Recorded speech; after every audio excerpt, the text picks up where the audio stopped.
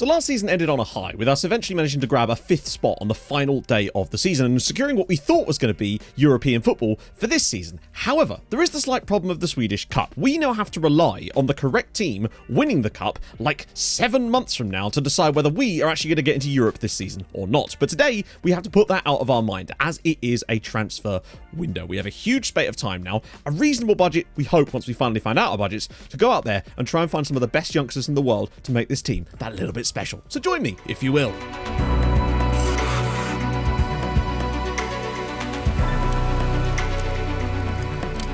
As always, of course, drop a like on the video if you have been enjoying the series. That would be massively helpful. I really do appreciate it. And also, speaking of appreciating things, thank you everybody that took me up on the offer of the pre-orders for FM23. I was surprised by the sheer number of you that did that, so thank you so much. If you missed that in the last video, there's a link in the description. You can download or pre-order the new game. You get the standard 25% discount. You get the pre-beta. You get all the beta stuff. And also, if you use the code FM23Yellow, you get yourself another 5% off. So enjoy that, and let's get moving. Our European adventure is somewhat up in the air today. I saw some confusion in the comments about why I didn't just show the cup final. So basically, the Swedish Cup is a bit of a weird one, whereby you sort of play in like the early rounds for the cup towards the back end of the season. But the actual cup itself, i.e. the later rounds, don't take place until much, much later, i.e. we won't find out. I checked it. The final last year was on the 27th of May. So in order for us to find out whether we're going to be in Europe or not, we have to wait until nearly June next year. So we're talking like 8 months to find out whether we're actually going to be in Europe. So that's the reason I couldn't actually show you who was going to win it or anything like that. We just have to hope that it's one of the top 4. Unless there is the pro tip where we could go and bloody win it.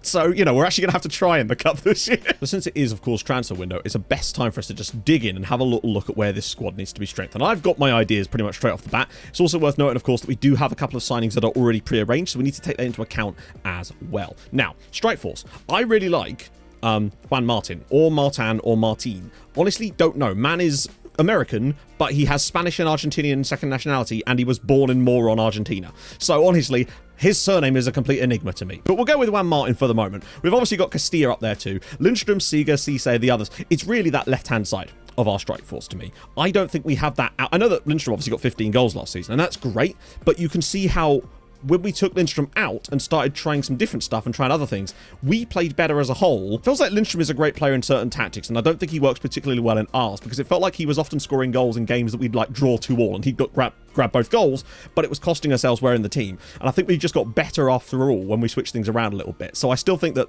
an out-and-out striker who's got that speed and high composure could be what we're looking for, and really just the speed. Now, we don't know how much money we're going to be working with just yet, but we'll have a look at that in a sec. We haven't actually got our official budgets yet. The midfield, I'm obviously extremely happy with Ndai, Kouassi, Georges, Muman. There's all sorts of options in there, and I wouldn't be opposed to linking a couple more. If we find the next gems, we might as well pick them up. Now, one area that we really did struggle to find players, and it took us a long time to get going, was the wing-backs positions. And obviously we signed Silvio Aquino, and he was dreadful. No offense, Silvio, attributes are brilliant. He's just not got the speed to really make do with that role, and I want to show you some stats that really back up what I mean, but we'll get to that in a sec. On the right-hand side, obviously, we kind of mundled through, as it wasn't really the biggest issue for us this season with Order and Pettersson and Garcia. However, with that Cypriot friendo joining us, hopefully, well, not hopefully, it's happening in January, I feel like that answers the prayers on the right-hand side. It's not bad, actually. I like Usage, I like Trifunovic, I like Hawkinson. It's not awful as our defense, but it would be nice if we could just strengthen it that tiny little bit. But what I wanted to show you statistically is the reason why I feel like it made such a difference having someone like Dudal in the team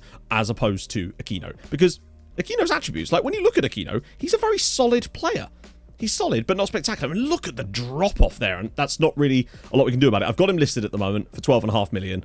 If we get a sale, then we get a sale, and it'll be a dream. Highest cross-completion in the entire team now. Admittedly, Aquino's was actually 25. Which is surprising, but I suspect that he didn't attempt as many crosses as well. So his was okay, but you can see Dudal outperforms him there. Key passes, I mean, that is a huge difference. The dribbling as well. I mean, we like a wing-back to do a bit of dribbling, and he has literally 4 times the number of dribbles per game. Tackling-wise, only slightly better, but he does win more tackles per game. We concede a lot less per game. He's vastly better in the air, and look at this. This is the key stat for me. The biggest one of all is the interceptions. He intercepted the ball 3 times more than Aquino did per 90 minutes, and you can see everybody else is kind of within a nice little realm here, and Dudal's just come in and been like, hold my beer. But clearly, Aquino just doesn't suit this style of play, and if we can move him on for large cash, I will be extremely happy with that. I love this sort of stuff because it can show enormous glaring errors. And you can just see, for example, how poor Aquino was defensively and was really kind of ineffectual going forward. On his best days, he was ineffectual. For mini analysis over, let's just take a look at the finances and the transfer situation. So currently, the budget is £2.24 million. I suspect this year it might actually be a very minor upgrade, and we may have to do some wheeling and dealing. But as we saw last window, like this anyway, wheeling and dealing is kind of what we do. And again, if I sell Aquino for any reasonable amount of money, then this is going to fund our entire expedition. I've already sent out scouts to update the scouting as well. We were down to like 125, now we're back up to 400. It's a lot, but I wanted to make sure that we didn't miss out on any amazing wonder kids coming through in like Algeria or something. You know, we need to get those guys first. Oh, one more thing. As you can see, Lucha was actually the second highest scorer in the league this season, which is fairly impressive for him. But he got half the number of goals as the eventual top scorer, Slavkov of EFK Göteborg. Now, the weird thing about Slavkov for me is you can see that he clearly doesn't have the best of finishing. He probably has reasonably high composure, and he's decent, but he's not like world-class decent. He's got 90 goals for EFK Göteborg in the league over the last 5, which is a very, very good amount. Right, now we get our heads down, now we get cracking. Well, all right then. 180k wage budget. I don't know what that means in terms of whether they've actually given us any more. We had 36.9 available before, but it has gone up in the transfers to 4.25. So what does that actually mean for us? Yeah, so basically it's just a dump of transfer money, which is totally fine. That's a reasonable amount to work with. There's a lot we can do with that, especially if we make some sales again. I think there's plenty of time for us to find some really talented players with that. More cheap picks, potentially a couple of sniped, slightly more expensive players now that we've kind of got that cash. And obviously we know that this money could be increased horrendously high if we make the right moves out. Although there will be less of that this season, I suspect, because there's less dead wood at the club, as we, genuinely speaking, got rid of most of it last season and did quite well with that. So I was just looking through players who are sort of available at the moment that we have had some scouting knowledge of, and I have no idea when I saw this guy, but he was in our like scouted list. This is Elvedin Jeferovic. And I don't think I really need to add more to that, other than that he's 6'6", probably a very solid centre-back, and he's available for 400 grand. And I do think just adding someone like this to our backline gives an extra guy for the rotation, particularly with all the fixture congestion at the start of the season. For that kind of price, I don't expect his wage would be too high. He's not got any caps for Serbia yet. I don't think he's actually going to be as good as this, but I do think there's something there. And with that kind of 6'6", horrendously large jumping reach, I think even based on what we know right now, this might be a good start for us just to bring someone like this in. I actually was looking for some homegrown guys and I just turned off the homegrown filter and this guy just popped up. So this is the strikers that we've scouted so far. There's 137 players that we have knowledge of. The most impressive one is this lad here. The issue with Nagy, or Nodge, is the finishing ability. He's fantastic in terms of his pace and acceleration, and I just wonder if, I just don't know if he's the right man for the job. It is the problem. Well, it cost us £1.3 million. So my issue with him is very obvious. It's the finishing and composure. They're very, very poor.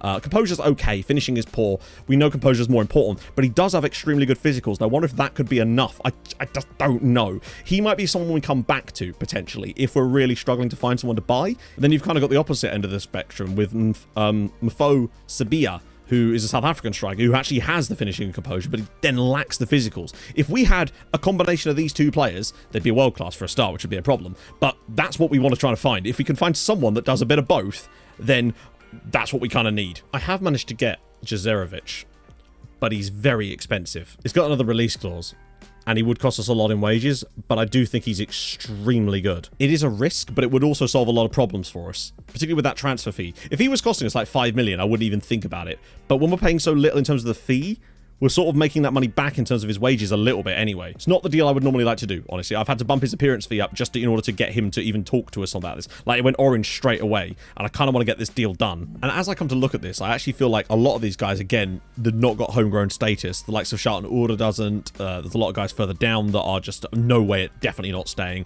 For example, Shripelli. I think actually it's not as bad as I would imagine. I think there's a lot of players here that will probably leave, but I do want to give... Oh, we've got an extended contract on Lucas Garcia straight off the bat, which is helpful. And the same with Daenerys. So that saves us another year of worry about those two. Makacek, I think we don't give a new contract to.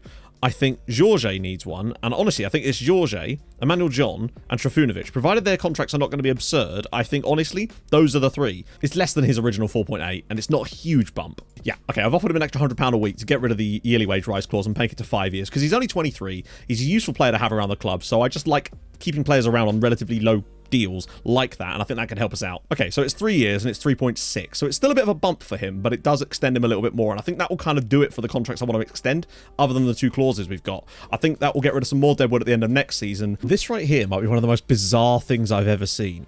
So, to clarify, Aquino is transfer listed, of course he is. I've no longer got a transfer price set for him, as you can see from his transfer value returning to sort of where it was, roughly. Bayern Munich have just bid £200,000. £200,000 for a player that's worth 8 to 10 million. Like, obviously I want rid, but that right there is utterly mental. It's like the game's been listening to me badmouth this guy. And honestly, in a realistic way, it kind of makes sense that they'd want to go after a player that we don't particularly want that much, but that price is utterly maddening. The fact that these clubs are still interested in him, but they're not willing to pay money for him is kind of mad. I really do want to sell him, but not at this kind of price. How much did we pay? Yeah, we paid 450 grand. I'd like at least $1 million, Bayern. Thing is, if I come back with $1 million and a 50% of next selfie clause, I bet they say no. I bet you this immediately goes away. £230,000 for a player that's worth 8 million quid. Are you serious? What we kind of need to have happen is the club he wants to move to, PSG, to put a bid in, me to then reject it, have that meeting with him where I get to talk about the values of him, and then that seems to influence other clubs. Speaking of which, actually, hang on a minute. PSG have put a bid... It's the same price. Okay, so now he wants to discuss future. This is what I'm hoping will work. So I'm going to discuss it with him. Yeah, I think this is the one that then makes him say, oh, right, here we go. Fair number. £7.5 million. Right, so basically what this will now do is it will stop him from getting pissed at me if I sell him for... if I reject bids under this. But also, I find that sometimes this menu can influence the prices that clubs are willing to pay for your players. It works both ways, though, bear in mind. So I'm curious to see if this is actually going to function like that. So let's try this then. I'll happily take that amount of money for him, easily. Very, very interesting, because I've had this happen in the reversal before, where basically I was getting £25 million bids from my players on a different save before. Player then complained about me turning down one of the bids, even though we were trying to get a little bit more because we had loads of clubs and we were playing them off against each other at that point. I then, in that meeting, was unable to tell him that I was going to sell him for the prices we were already getting bids for. He then got pissed at me, but then after that, the clubs would then no longer bid more than the amount that he had suggested in that meeting, even though I had never agreed to it, and it was like 6 million, and they wouldn't bid more than 6 million after that. It was very, very interesting. So I want to see if this works the other way around too. Well, you can see immediately now, Cerro Porteño have just put a £4 million bid in on him. That is extremely interesting indeed, isn't it? The day after that. So some of the new boys are in. Muliksi Radebe still maintains that 5-star potential. I really like him as a centre-back option. I think he's going to flourish here. And, of course, will be homegrown in a couple of seasons too. And we're going to have a whole host of those guys in a few seasons, which is going to make our transfer policy much, much easier. But for the price we paid for him, which was, what, 350 in total, I still think that's a really solid deal. And I think he'll get South Africa caps, and I think that'll boost his value loads. But £400,000 for a centre-back that's worth 15 to 17 million quid with an 18 million release clause. I genuinely like this guy. He's just solid as a rock, and I think he is a good piece of business for us. 6'6", 17 jumping reach. We just needed that guy that could be that little bit better in the air. You know how important having a tall centre-back in this tactic is, and he can actually pass the ball around. And I love that positioning too. I think he's going to be absolutely fabulous. And then honestly, the most exciting one of the lot for me is Nicholas Kiriakou on the right-hand side. Oh my God. Those three signings right there. Oh, if we sell Aquino for like £5 million and bring these guys in for less than £1 million combined, I would be very happy with that. That would be megastonks. Speaking of, oh my God. To give you an idea, by the way, basically I had a news article come through that said that a club were interested. It wasn't actually BK Häcken of all people. We're interested in Blaž Jafeli. But it was going to be £600,000, so I thought I'd just try and offer him out. Then I realised we weren't actually in the Scandi window. And now BK Häcken have just come in and offered me 1.4 million for him. Okay, yes please. And also Oscar Seeger. Ooh, it's a little bit on the low side, but he is also transfer listed too. And if we could shift his wages too, that would be quite tasty. Now he's at EFK. I've just asked his agent, and that's what they seem to want. He looks like he has reasonable potential, good consistency, homegrown Swedish, and he's a centre mid. And I just wanted more bodies there, honestly. And I don't think he's spectacular by any means, but I think if we can get him at a reasonable deal, I would quite like to bring this guy in. He seems to be one of the higher rated players for that role. And I actually think as a CMA, he's fairly solid. Can even do a bit of tackling to him. Holy God. They've actually gone for that. 250 up front and I was expecting to have to pay like £1 million. The other one that intrigues me is Mohamed Amin Amri of BK Häcken of all people, who actually played for them last season from what I can see. He's an interesting player. The reason I like this guy, he's one of those, like, remember Gabriel Ayew?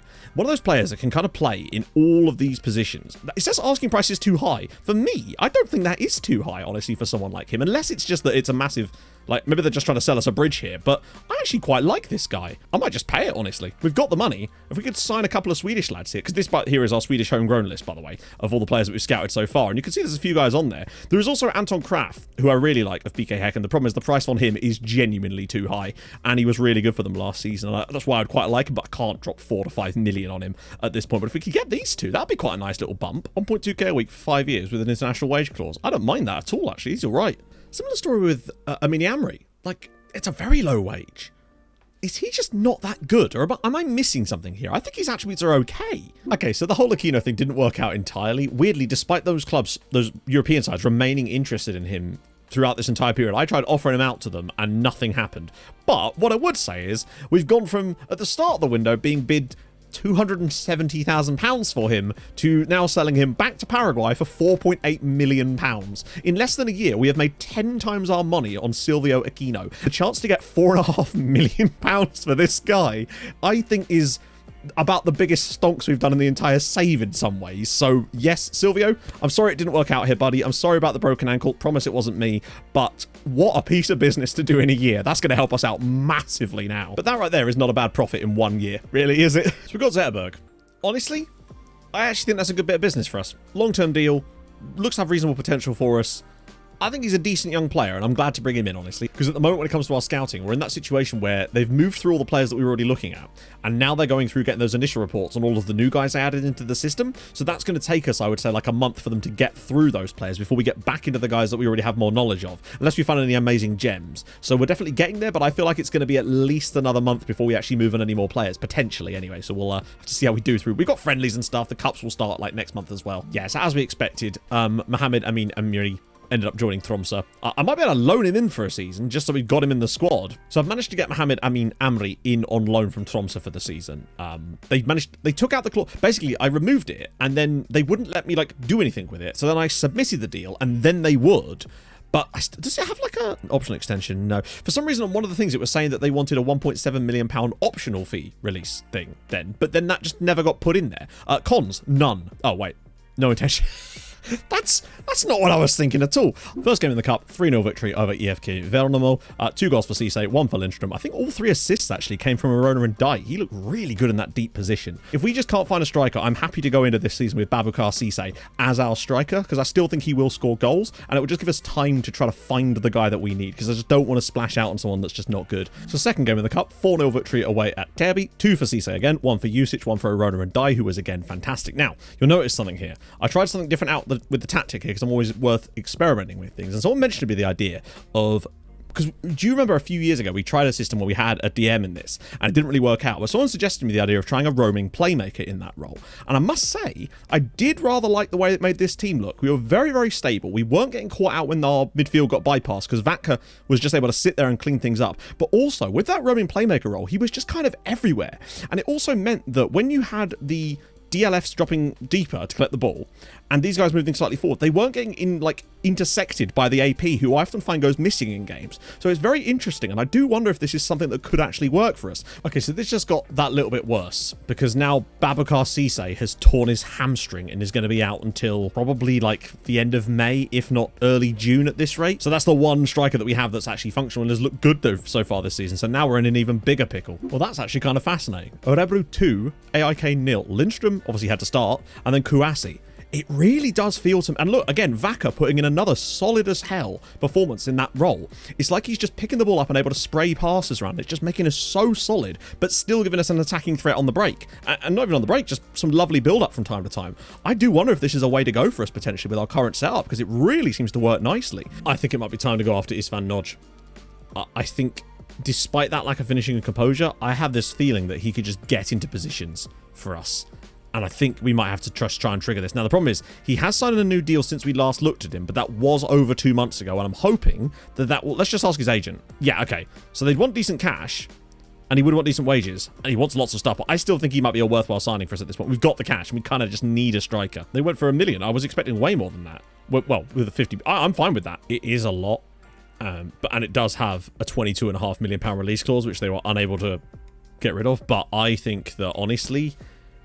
I think we just need someone like this, to be fair. And it's still a good deal at £1 million, even on 6k a week. Okay, now we're starting to move again. We seem to have got through that first set of players, and now we're back to scouting guys we have a little bit more knowledge of. And there's this guy, Eder Sierra, fast, left wing back, can cross, he's kind of like a Dudal backup. We're going to have him and Dudal on the left-hand side. And again, 18 would be homegrown if we were to get him in the next 10 days.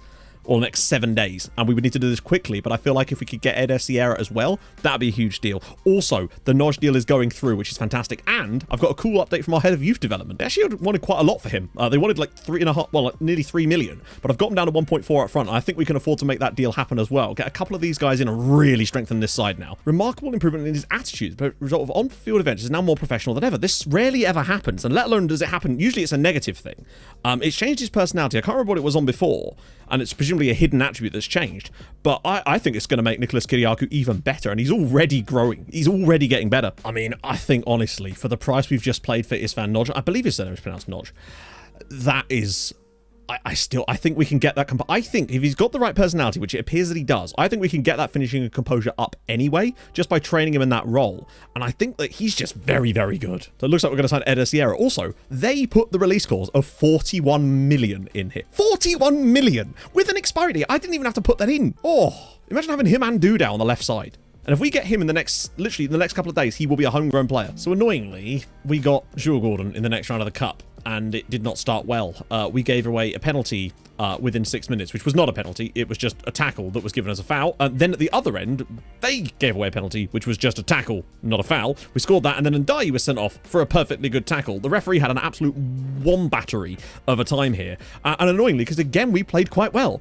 Really, until the second half, when the tired legs and having 10 men just kind of failed us. Took them to penalties in the end before losing it. So that's very annoying, because I have a horrible feeling that Jules Gordon are going to go on and win the Cup, and as a result, they're going to get Europe instead of us. Oh, my friends. It's happened. We got him the day before. Technically, he came through on the 9th. I'm fairly certain it is literally his birthday today, but we managed to get him in technically on the 9th. Oh, my goodness me. Eder Sierra. What a player. Already worth 26 to 32 million pounds. I rather like this guy. The fact that we can have him and Dudal rotating around that left-hand side is very, very exciting. We've managed to do some great business this window. We really, really have. And I think, honestly, I'm kind of not done with the business for the moment, but I think we're kind of maxing ourselves out a little bit, but I still think he's a great piece of business. Look at that. Love that. So we've got a bit of luck here in the semi-finals of the Cup. Jules Gordon had been knocked out by Hammarby. 2 red cards for Jules Gordon. They only just got past them, incredibly. But Hammarby are through. If Hammarby can beat Degerfors in the Cup final, then we will get Europe. But if Degerfors win, we lose out on Europe to one of our biggest rivals as well. And a team we'd formerly managed. Don't do it. When is the final? In the meantime, I just found this man. Serge Amiel. 18-year-old Ivorian, plays for ASEC Mimosas. I don't think I really need to explain anything more about him, because I feel like he's actually pretty good in multiple positions. And I would quite like to sign him because he's probably going to be quite cheap. And I think we kind of just have to... This might be our last signing of the window, honestly. 250, 230. I'm all right with that, unless his wages are absurd. He does actually want quite high wages. But on a 5-year deal on 2.9k, I am actually okay with this guy, because I think he'll get game time for us. And he's certainly going to be worth more than we paid for him. That's for sure. I might try and nudge it down a little bit while we're here, because we can. There we go, 2.5. Yeah, so the Swedish Cup final isn't until the 26th of May. So it's whatever happens in that game decides whether we play in Europe or not next season. But that's something for another day. Pretty happy with that. 500k in total over 3 years or whatever it is, and yeah, he's worth a decent. He may have the shin splints at the moment, but I think for that kind of price, he's an excellent player. And of course, because he's 18 years old, the same old story will apply. And just great mentals. Physicals aren't a fantastic one on him, but he does have a resolute personality, which makes me happy. Not entirely sure what I would do with him. Actually, curious, friends, what would you do with him? Because the thing about him is he doesn't have the acceleration, and I wonder if as a wingback, he might actually be a worse option, to be fair. And I do wonder if retraining him to play deeper as the roaming playmaker. Okay, passing. He's got the tackling about him as well. He's got good... I'm not sure what to do with him now that we've got him, but let me know. Answers on a postcard, because he lacks the positioning, really, to do something like that. But I am curious. So with that in mind, I thought we'd have a little quick, tiny rundown right at the very end, just to sort of wrap up what we've actually been up to. So you can see that, once again, despite all of our spending, we've still made money. and that's all I can really ask for. So Aquino going out for 4.8 million. We got a few frees which get shifted some wages. Drapelli with 1.4 million. I can't believe that. Seager for a little bit of cash too. Pedersen for 300k. Salaku's gone out on loan and they're paying us 100 grand. Jaferovic for 400,000 pounds was a steal for me. Kiriakou at 1.1 million. I'm really happy with that. Radabe is going to be great for the future. Zetterberg is going to be solid for the future and homegrown. Amri I would have much rather got him permanently, but I think for the loan for the season it's going to be a useful option, particularly a Swedish homegrown as well. Noj, maybe not my first choice, but I still think that there's a hell of a player there, and I think he has the right personality to become the player I want, and I do wonder if just his raw pace is going to be able to create stuff for us. Sierra, I can't believe him. I honestly can't believe we found another one of those guys, to be fair. And now Serge Amiens. I don't know, I think for 5.5 million pounds, that is a lot. When you look at the combined values of them, in fact, I'm going to work it out for you now and tell you. We spent 5.5 million pounds on these guys. Let's see how much they're actually worth. On the lower, I'll use the lower ends. So when I use their lowest values, they combine out to about 70 million pounds worth of players. This squad is going to be friggin' stacked. I don't know how we're going to be able to fit these guys in, but I think we're going to have depth this year. And I think that's what cost us at times during that first part of the season. Last year was the lack of depth. And I think what we've done this year is bring in depth to this team. Still remain some good quality. I really do kind of like the idea of that roaming playmaker role. It looked really good in those games we played it. I might start with it and just see how it works, because it does seem to make us very, very stable indeed. I'm quite excited about trying that out this year. Even if we did look quite good, it seems to make everyone just play that little bit better and look such a tight defensive unit. And if we can still score goals while being really miserly at the back, I'm excited about what we could do. So join me, if you will, next time around when we get to start off with 3 consecutive home games. Okay, well, there's a chance here. If we play our cards right, we could go into this. We could get 9 points out of 9 if we keep a good home record going. And then, honestly, Sundsvall and Elfsborg, we could get off to a great start here. We really, really could. And obviously, we're going to be looking over our shoulder when it comes to May, because definitely next episode, we will find out whether we're going to be in Europe or not. That's for sure. We'll probably go up to, like, round about here during the next episode and get this whole chunk of matches done in there too. So, if you've enjoyed this, and I hope you have, I think this has been a mega stonks episode from us, honestly. Genuinely, some of these signings really excite me. And I love it. I've really enjoyed our transfer winners with Örebro so far. Feels like we're building something awesome here. So yeah, drop a like, that'd be fantastic. If you're new to the channel, subscribe, that'd be stupidly lovely as well. I'll stream on Twitch Tuesdays, Thursdays, and Saturdays. Looking forward to seeing you guys tomorrow as well. And I'll see you guys soon. Hold your gun. Capybara. Bye-bye.